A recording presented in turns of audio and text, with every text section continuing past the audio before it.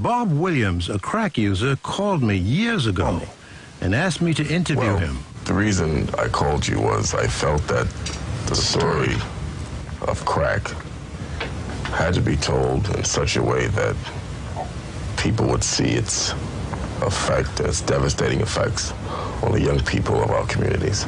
My own personal experience with crack has been one of,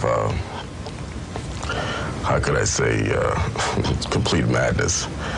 My first 9 months in using crack, I spent over $50,000, which included... Say that again, please.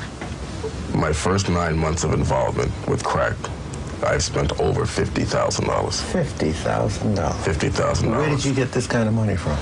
Well, some of it was money that I had saved up.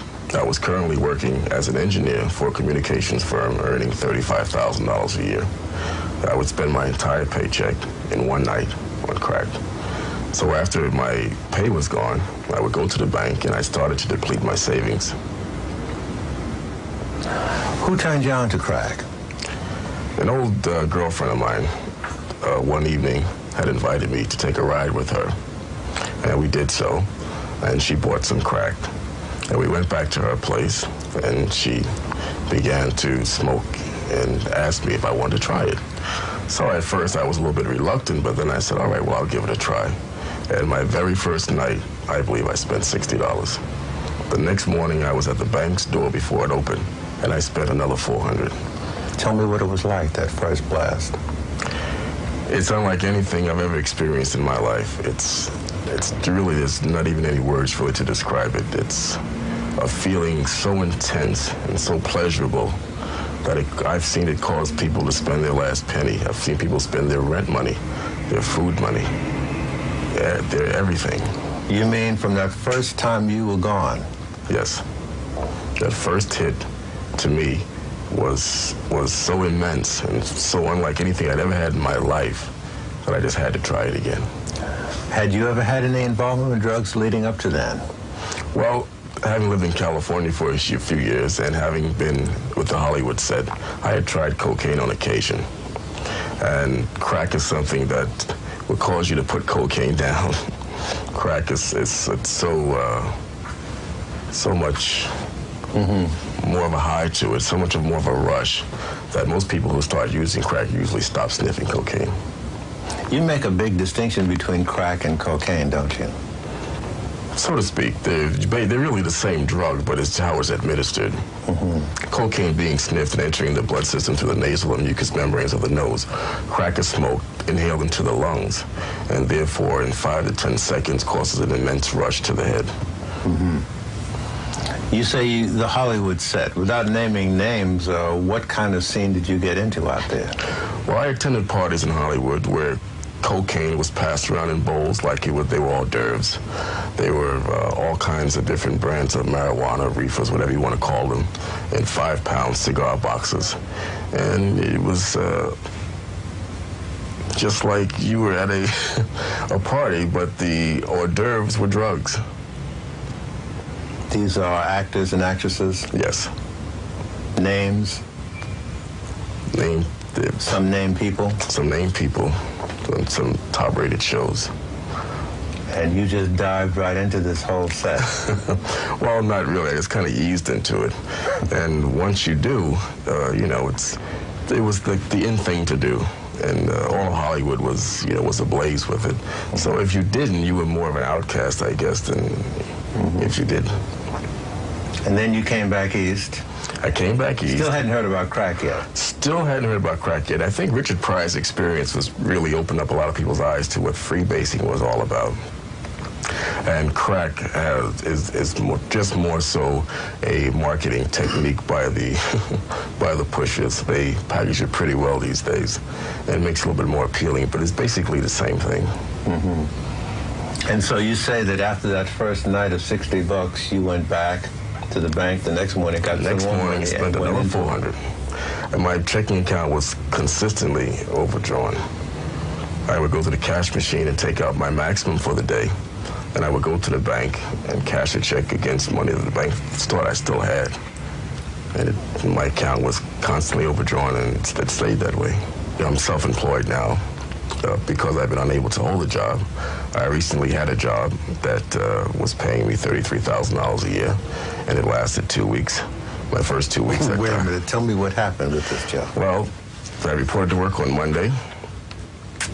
On Tuesday, I made a mistake of stopping at the crack house before I went to work. So I was absent Tuesday. I was absent Wednesday. I figured, well, I better shape up or I won't be here much longer. So Thursday and Friday, I went to work. The following Monday, after a short job I had to do, I said, well, I'll stop for a minute and I'll get one and I'll go back to work. I didn't get back to work till Wednesday. So, of course, by Wednesday, it's... and Friday was my last day. And this was the $35,000 a year job? Yes. With an expense account? Yes. Car? Yes. And you just blew it? Just like that.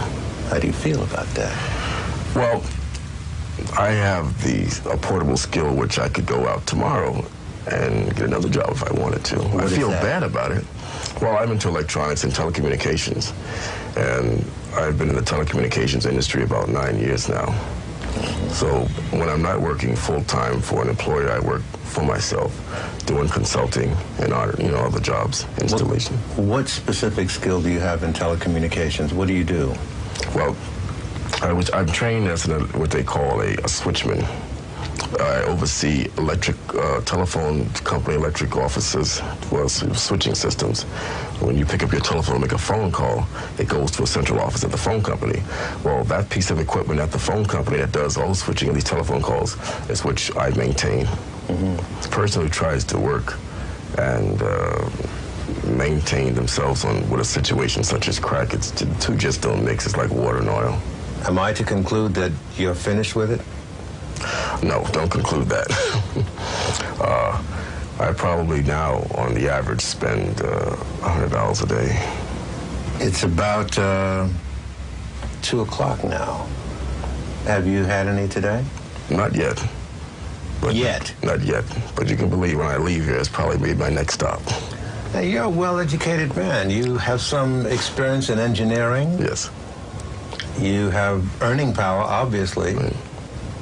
Why would you be fooling with this stuff? You can stand by and see what's happening to your own life, can't you? I used to say the same thing. I used to witness people, and even people who were close to me, have their lives destroyed by it. And I used to witness people sit in these places and spend their last penny. And I say to them, how could you do such a thing, But once you have tried it, you become the anchor banker, you understand. It's that much of a feeling or a sensation that it has wrecked lives, careers, broken up homes. It's just something you can't really describe. What kind of shape is your life in now? Well, I've been a little bit more fortunate than most that I have a roof over my head. Some people who are into crack usually pay their rent months in advance so they don't get evicted, the smart ones.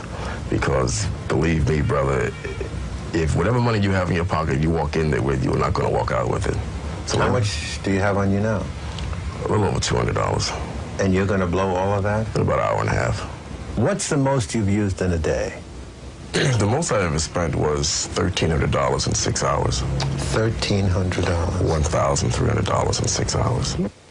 I can't even describe it. I defy anyone to try and tell me it's the most pleasurable thing that they've ever experienced in their life. However, I would never tell anyone to take it. But once they have, I dare them to tell me that it's not the best feeling they've ever had. You love it, don't you? Well, I don't know if I'd say I'd love it, but well, if it's the best feeling you've ever had, you know what most people automatically think. Right. And it's better than that? Yes. It's better than that. Then you must love it. It's nice. Now, I'm going to come down hard on you. Crack has made you its punk, hasn't it? It's got you running. It's got your nose open. Right. And it's your master. Yeah. You admit that, just like that. Sure. Some people won't. I know a lot of people who are undercover crack users or in the closet, but I have no qualms about saying that. Do you know anybody who uses crack and controls crack rather than vice versa? No. Crack is the boss. They will make you crack up. Crack is the boss. When you take that hit, that second voice that starts talking to you, is now in control. You're not yourself anymore. You get up in the morning and that's the first thing you think about? Sometimes I dream about it. In going to these crack houses, you've probably seen some horror stories. You probably have a whole list of them, don't you? Well, unfortunately, I do. And I've seen some people as young as, I would say, probably 16, 17 years old.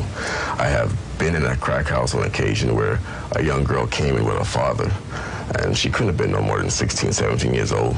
And she says, no, Daddy, it's my turn to buy. I've been in a crack house where I saw a girl in a Catholic school uniform come in, and she couldn't have been no more than 16 or 17 years old. And she bought some cracks and left. And she didn't even go home and change clothes for her, so you didn't even send someone else for her. She came herself. I've seen telephone repairmen, equipment and all, in crack houses. I've seen security guards in crack houses. I've seen transit workers in uniform in crack houses. And I guess it disturbs them not to be there because they are there sitting, smoking away.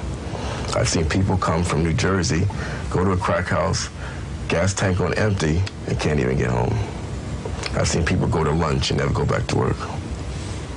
I personally have smoked crack in Harlem Hospital in the ladies' room with a girlfriend of mine who used to work there. I've seen women who will come to a crack house with their children and have them wait outside, 8, 9 o'clock at night. Have the children wait outside? Wait outside. Children 4, 5, and 6 years old are standing outside waiting for their mothers, and their mothers are inside smoking on this crack. I've seen a girl one day brought her baby to the crack house, and she was in such a rush to get high that she couldn't wait 20 minutes to cash her check. She pawned her child to the crack man and says, "Please give me a dime. I'll be back in 20 minutes, hold my baby." Pawned her child? Yes, for $10. Bob Williams died not long after the interview I did with him.